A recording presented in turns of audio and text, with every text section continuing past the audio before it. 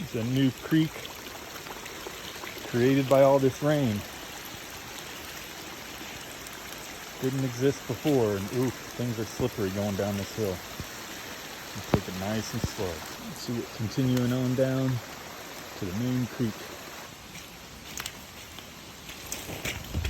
Ooh, just went down. Nice. And here's the main creek that was dry just a couple days ago.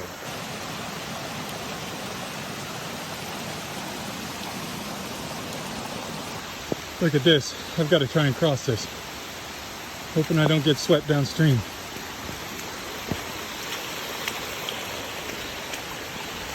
Oh, that was a big drop. Oh, it's a strong current. It's the only way to get back.